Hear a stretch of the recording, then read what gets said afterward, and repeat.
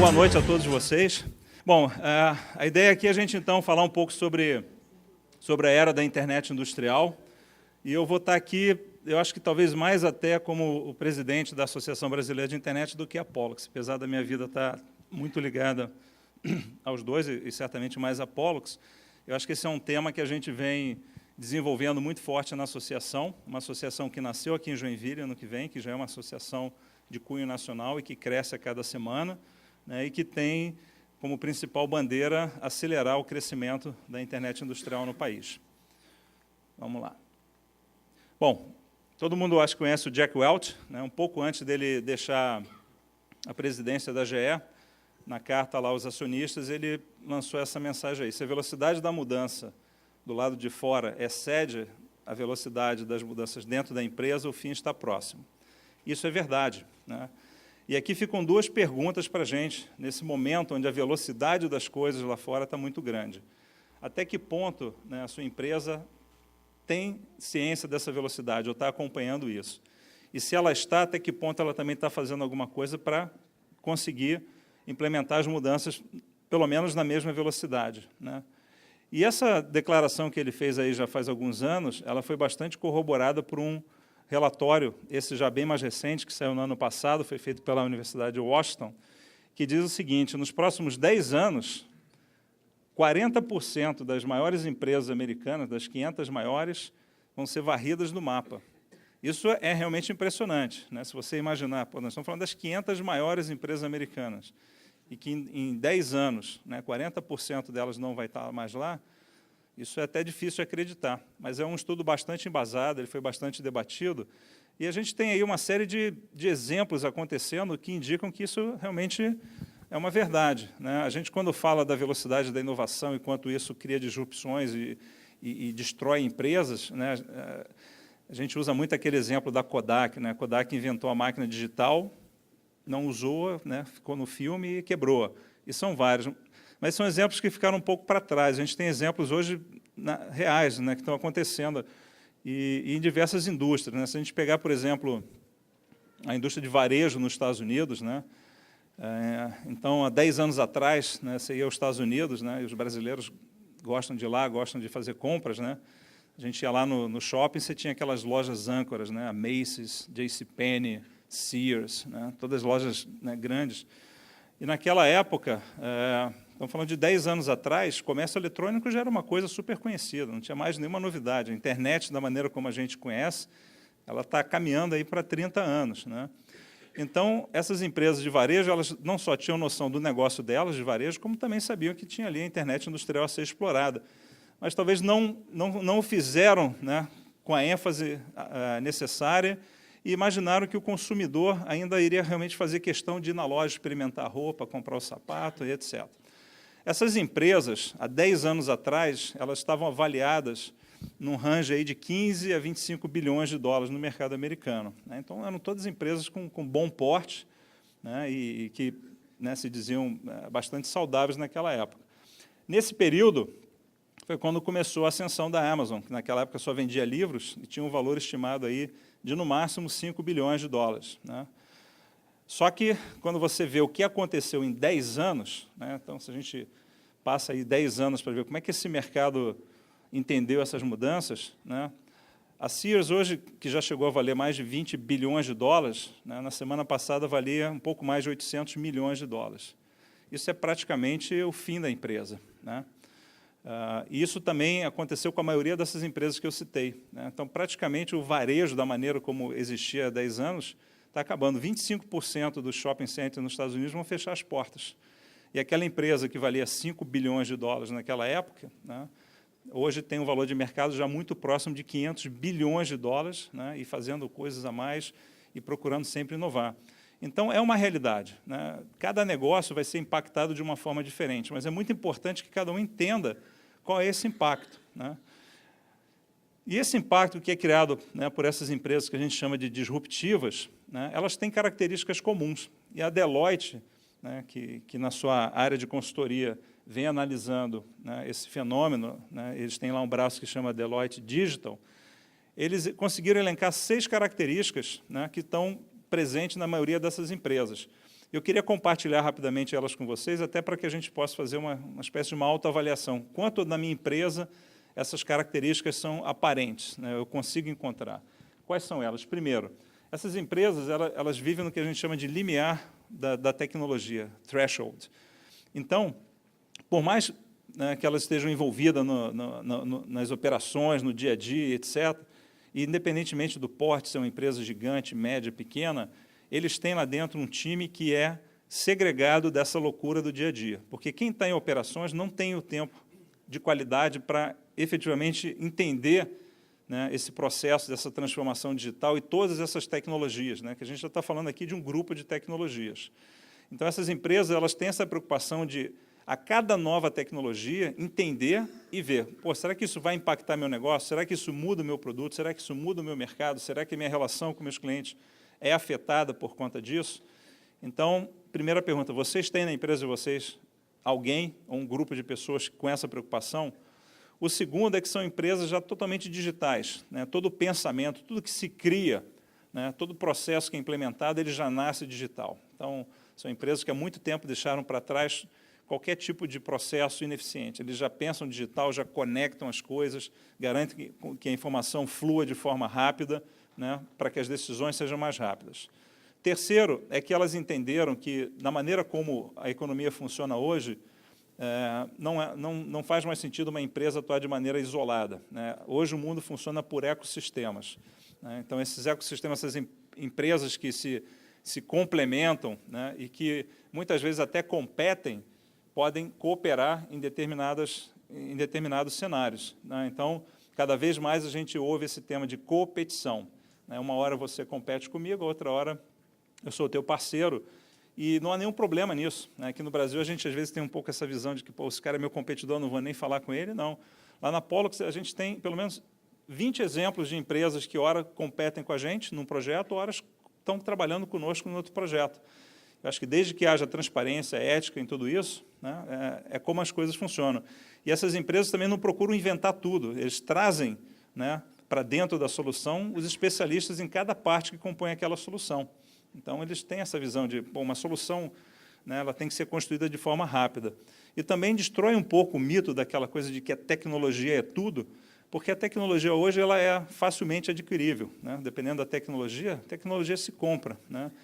A gente há muito tempo trabalha com uma empresa alemã de robôs, a KUKA, acho que vocês conhecem, né? E a KUKA sempre foi vista como um portento alemão de tecnologia, os robôs mais avançados do mundo, né? E vinham com isso, até que no ano passado chegou lá a Midea, que faz geladeira na China, e falou, pô, legal, quanto custa? Pô, não, é muito caro. Não, mas custa quanto? Não, são milhões e milhões de euros. Tá bom, está aqui o cheque, obrigado, agora é minha. Então, agora essa tecnologia é nossa, comprei. Então, esses ecossistemas se formam dessa maneira. A quarta é de que essas empresas elas têm uma forma de pensar um pouco diferente, a gente chama de pensamento exponencial. Então, são empresas que, quando sentam para discutir estratégia, crescimento, dificilmente vão estar falando assim, como é que a gente cresce 10%? Não, como é que a gente dobra de tamanho no ano que vem? Como é que a gente, né, triplica as vendas nos próximos 3 anos? Como é que a gente cria novos mercados? Então, é um pensamento muito mais agressivo de crescimento, porque, apesar do crescimento ser uma coisa muito desafiadora, o crescimento ele tem muitas coisas positivas. É o que gera energia na companhia, é o que gera oportunidade de crescimento. Então, uma empresa que está estagnada, que cresce muito lentamente, ela não consegue, né, oferecer para quem trabalha nessas experiências mais enriquecedoras e de maior velocidade.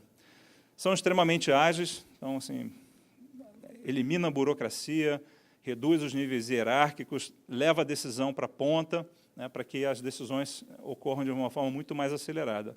E, finalmente, elas são empresas bastante centradas no cliente, né, isso não mudou.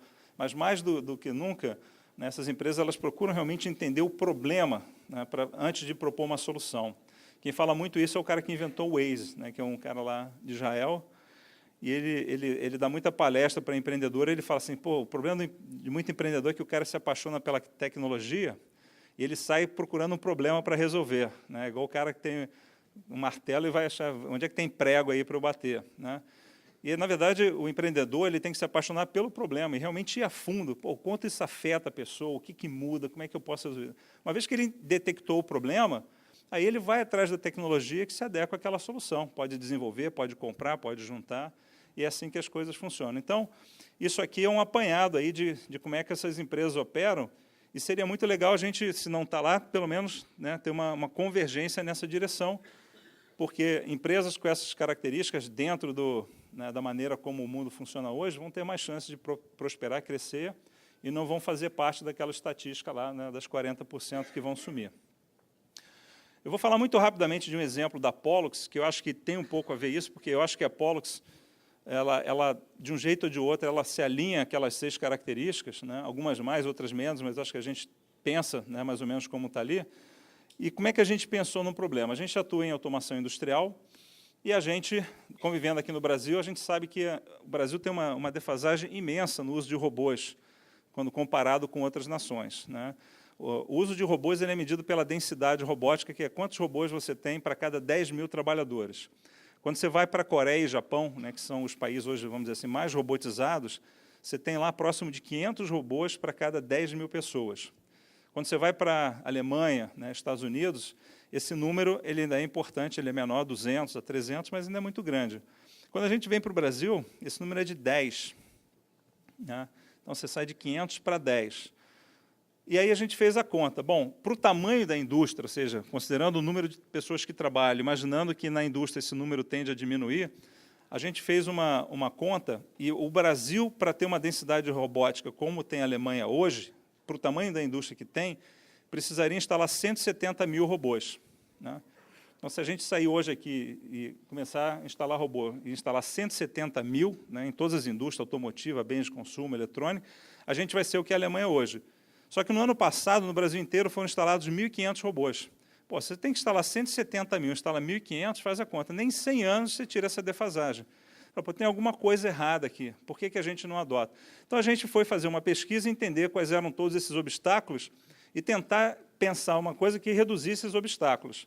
E a gente viu que não é um fator só. Né? A instabilidade econômica ela é central no problema, né, porque ela dificulta, né, essa visão do investimento, mas falta competência técnica, o processo aqui no Brasil ele é muito moroso, comprar um robô embute um risco, porque às vezes você tem que trazer um integrador que não é muito experiente. A gente foi elencando tudo isso e criamos um modelo que a gente chama aí de robótica 4.0, que procurou endereçar cada um desses obstáculos com uma solução que, de certa forma, está alinhada aí à internet industrial, né, ou à indústria 4.0. Então, o que a gente fez? Ao invés de usar um robô convencional, a gente passou a usar os robôs colaborativos, que são robôs mais rápidos de instalar. Né? A gente eliminou a necessidade do cliente de fazer um alto investimento CAPEX, porque no Brasil de hoje tem muita empresa que quer usar robô, mas não tem o dinheiro, ou é uma empresa multinacional presente no Brasil que está sem dinheiro para CAPEX, e a gente transformou isso no modelo de uma despesa, que a gente chama de OPEX. De um suporte pontual, a gente passou a oferecer um suporte permanente. Em vez do robô estar lá isolado, nós conectamos o robô. Então, a gente consegue ver o que está acontecendo com cada robô que está lá. Além do modelo físico, né, o nosso pessoal cria o que a gente chama de gêmeo digital, e a gente consegue simular o robô digitalmente antes de instalar ele na fábrica. Um processo que normalmente leva meses, que é bastante lento, a gente conseguiu transformar isso em dias. O relacionamento entre os fornecedores e o cliente, que era transacional, a gente transformou isso num relacionamento colaborativo. Em vez de múltiplas interfaces, a gente criou uma interface única. Uma responsabilidade técnica difusa virou uma responsabilidade técnica muito clara. E a obsolescência tecnológica que você tem quando compra um robô e convive com ele por mais de 5 anos, a gente eliminou no modelo que a cada 4 anos a gente troca o robô por um novo, né, mais ou menos como as locadoras fazem. Então, foi pensando no problema que a gente trouxe essa solução. Hoje, de cada 10 robôs que saem da Pollux, 7 já saem nesse modelo. E eu acho que, muito em breve, 100% vão partir para esse tipo de modelo, porque os que adotaram gostam muito, né, e a gente está gerando cases, a gente já tem mais de 30 contratos assinados com empresas de várias regiões do Brasil, segmentos diferentes e portes diferentes também. Então, isso aqui foi fruto do quê? Foi fruto da gente pensar, como o cara falou, qual é o problema e quais dessas tecnologias podem ajudar a gente. E quais são essas tecnologias? Essas tecnologias elas não param, né, de aparecer, mas hoje, as que estão aí mais em discussão, né, e que são todas importantes, estão listadas aqui, né, nesse documento da BCG.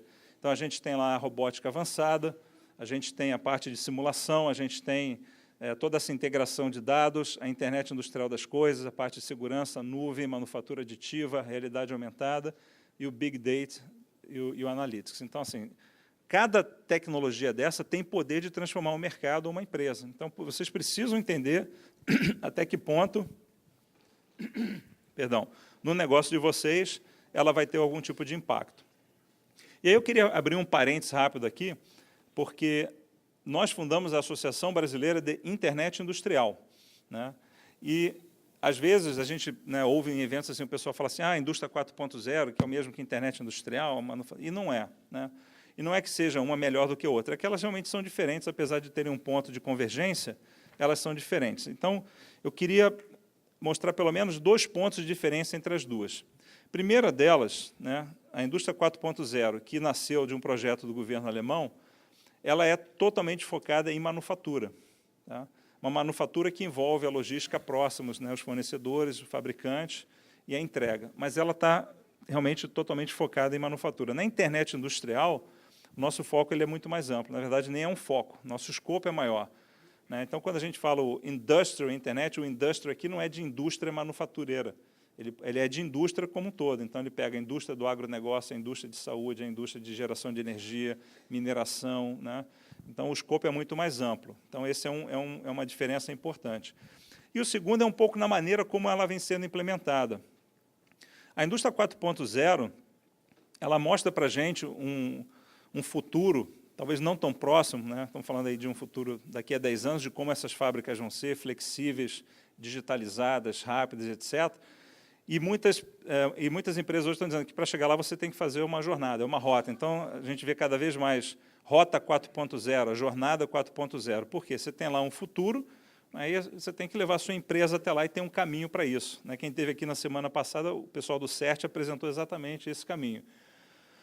A internet industrial ela tem uma visão bem diferente. Na verdade, o que ela fala assim, eu não quero nem saber o que tem daqui a 10 anos, porque eu não sei o que vai ser, né? Do jeito que a tecnologia muda, não sei como é que vai ser o mundo daqui a 10 anos. Mas eu sei o que é agora, eu conheço os problemas agora e eu tenho tecnologia disponível hoje para resolver esses problemas. Então, lá a gente tem uma abordagem muito mais prática, de olhar um problema e resolver com internet industrial, tá? Então, há uma zona de convergência ali, né? Quando a gente fala de indústria 4.0, internet industrial, esse ponto aqui é comum, mas é só isso que é comum, né? O que é melhor para o Brasil, indústria 4.0 ou internet industrial? Aí a gente vai entrar realmente numa seara de preferências, né? Eu acho que é isso, eu acho que é aquilo, as duas são importantes. Eu posso compartilhar com vocês a minha opinião pessoal, né, do que eu tenho visto no trabalho lá da Pollux, da associação. Eu acho que hoje, nas condições em que o país está, nos problemas que a gente tem que resolver, a gente tem que ter uma certa urgência. Eu acho que a internet industrial, hoje ela está mais na mão para a gente começar a fazer diferença nas fábricas do que um projeto muito complexo e de longo prazo. Não que você não deva ter esse planejamento, sim, tem que ter, a jornada faz sentido, mas a gente tem hoje na internet industrial elementos, né, de aplicação mais rápida, sem grandes investimentos e que já podem ajudar a gente a ir melhorando a competitividade da indústria, né? A gente acredita bastante nisso. E a gente até fala assim que a internet industrial, ela não é a 4ª revolução industrial, ela é a 3ª revolução tecnológica. A gente entende que a revolução industrial ela nunca parou, ela continuou. A gente pode dividir ela em fases, né? Fase 1, 2, 3, 4, mas ela nunca parou e ela mudou completamente a nossa vida, né? Quando a gente criou os meios de transporte, as máquinas, etc., mudou. Mas a internet, que é uma revolução tecnológica muito mais recente, também mudou o mundo, né, com uma força muito grande. E o que a gente olha, né, que quando a gente vê a revolução industrial, revolução de internet, a gente entende que a internet industrial é uma 3ª revolução, porque agora a gente vai juntar tudo isso. A gente vai juntar a internet que a gente vem usando para fins, né, mais de uso pessoal, né, e comércio e bancos, e a gente vai colocar essa internet para funcionar também no que está fora nessas máquinas, nos objetos. E ela basicamente tem 3 grandes componentes, são as máquinas, que a gente agora chama de máquinas inteligentes, porque elas estão conectadas, elas têm sensores.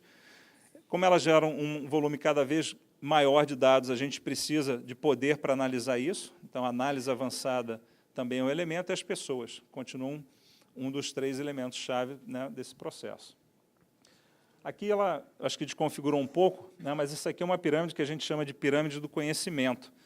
E a internet industrial ela se baseia aqui. A gente coloca os sensores que começam a gerar volumes grandes de dados, À medida que a gente analisa esses dados, eles se convertem em informação, e a aplicação, né, dessa informação é o que a gente chama de conhecimento, né, e que, junto com a sabedoria, vão gerar produtividade e eficiência. Então, a escala é mais ou menos essa. Eu coloco o sensor, eu começo a ter dados, eu analiso esses dados, eu entendo como funciona, eu aplico essa informação, eu me torno mais eficiente, eu me torno mais produtivo. E existem outras forças importantes que promovem a internet industrial, né? Há 2 semanas atrás, teve um congresso de inovação que a CNI promove lá em São Paulo, grande e tal, e um dos palestrantes foi o cara que fundou a Singularity University, né?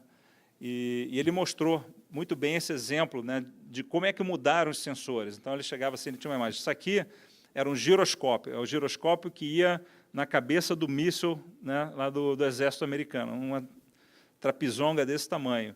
Aí ele depois mostrava um outro slide, uma pastilha que você nem consegue. Isso aqui é o giroscópio que está no teu celular, no teu smartphone, e ele custa menos de $1. Isso aqui era o GPS quando foi lançado. Hoje o GPS é uma pastilha, custa menos de $1, está ali dentro.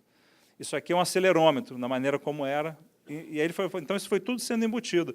E esses gráficos aqui representam exatamente isso. O custo médio de um sensor em 2004 era 1,30, está agora caminhando rapidamente para 30 centavos. Isso aqui, como a gente está gerando muito dados e tem que armazenar, esse era o custo de armazenar 1 GB na nuvem, que já chegou a ser $3, e que está muito perto de zero. Então, assim, o sensor está barato, armazenar esses dados está barato, então isso também promove esse movimento. E como é que eu torno esse ambiente inteligente? Essas máquinas inteligentes, elas não precisam ser necessariamente equipamentos novos que já nascem assim. Os novos já estão nascendo assim, mas eu posso pegar uma máquina mais antiga e tornar ela inteligente adicionando 5 elementos, que são uma identificação única dentro da internet, né, um IP dentro do IPv6. Então, essa máquina pode estar em qualquer lugar do mundo, eu consigo chegar até ela sem erro, conectividade, sensores, controladores ou atuadores e o software que gerencia tudo isso. Então, quando eu junto esses elementos, eu torno essa máquina inteligente. E, como foi falado aqui, né, até 2020, a expectativa é que a gente tenha 50 bilhões de coisas conectadas e crescendo numa exponencial muito grande. Então, isso tem um impacto importante, né, e a gente precisa estar atento. Bem rapidamente, o que difere a internet das coisas, da maneira como esse termo nasceu, que está ligado ao uso, né, das pessoas, dos consumidores, é que a internet das coisas para o consumidor é a internet que está no nosso relógio, na máquina de lavar, na geladeira, né, nos appliances, nas coisas que estão em casa. E a internet industrial das coisas é a mesma tecnologia aplicada, né, a um trem, a um robô, a uma fábrica, a um hospital. Então, é a mesma tecnologia aplicada a um outro ambiente, com um potencial muito maior do que a internet para os consumidores, em vários aspectos. Essa aqui é uma outra imagem que ilustra isso, né? Então, a internet industrial das coisas, a gente vê ela lá na parte de transporte, hospital, geração de energia, fábricas, etc. O governo está olhando isso de perto. Na semana passada saiu um relatório, tem vários estudos sendo feitos, né? E o governo ele entende que dentro da internet das coisas, né, a gente precisaria talvez priorizar alguns setores que no Brasil são mais fortes. Quer dizer, isso é bem controverso, mas saiu esse relatório, né, sugerindo, apontando que talvez as 3 áreas primárias para a aplicação da internet das coisas deveria ser a área que eles chamam rural, que é o agronegócio, a área de saúde, hospitais e as cidades. E aí, um pouquinho abaixo, viria a manufatura.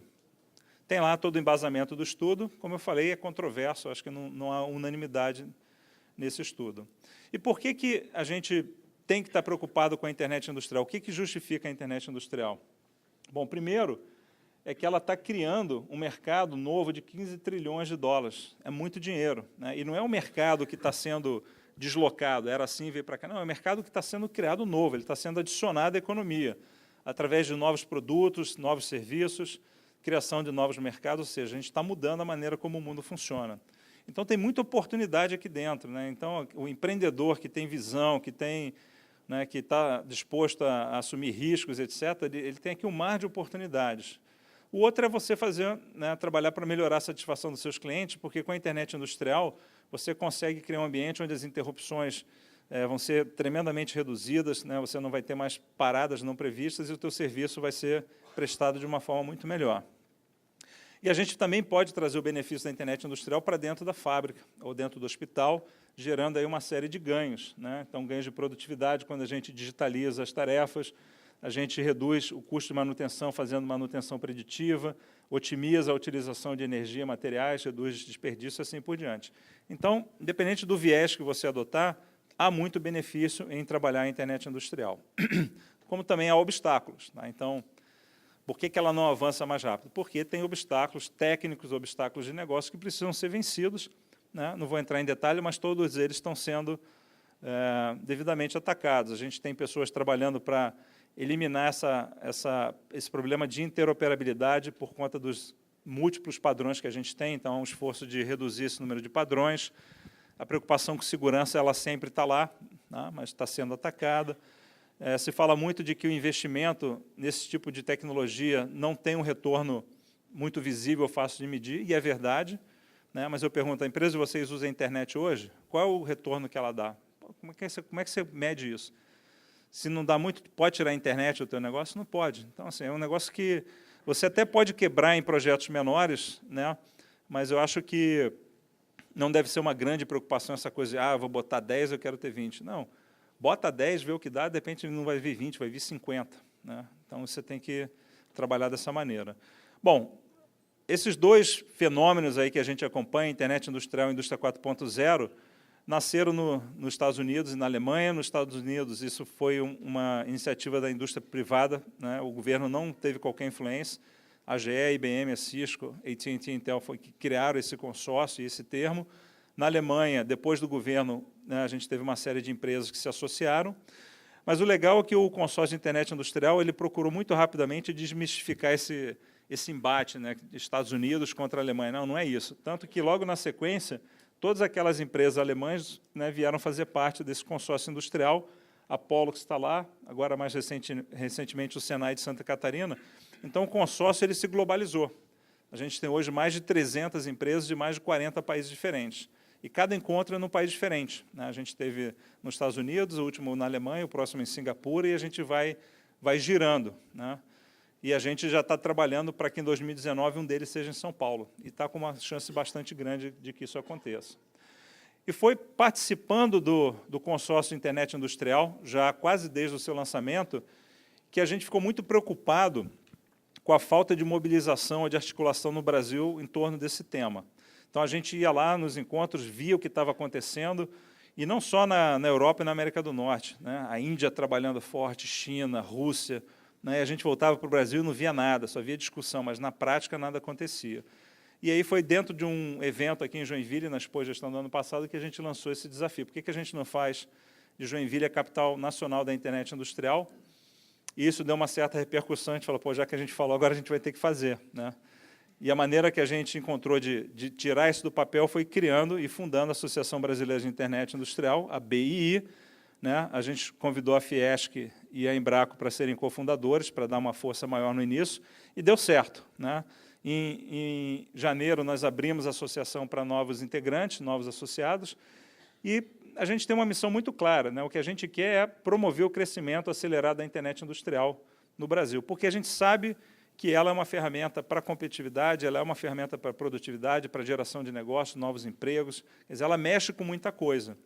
Então, a gente está bem contente de que ela começa a crescer, começa a se tornar relevante, né? Até a gente também tem 4 encontros anuais, o último foi em Curitiba, semana passada, né?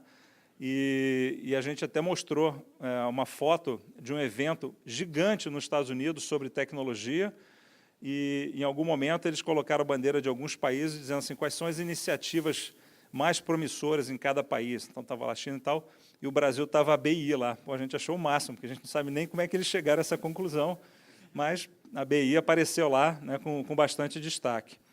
Bom, muita gente pergunta como é que a BI funciona. É simples, você paga para trabalhar. Então, às vezes a pessoa, porra, como é que funciona? Não, você paga uma anuidade, pô, agora você pode fazer parte. Aí, qual é o meu benefício? Não, agora você vai trabalhar para ajudar a gente a fazer esse negócio crescer. Então, na verdade, funciona assim mesmo, né? A pessoa jurídica se associa e ela vai indicar pessoas, né, do seu corpo técnico para trabalharem dentro da ABI, né?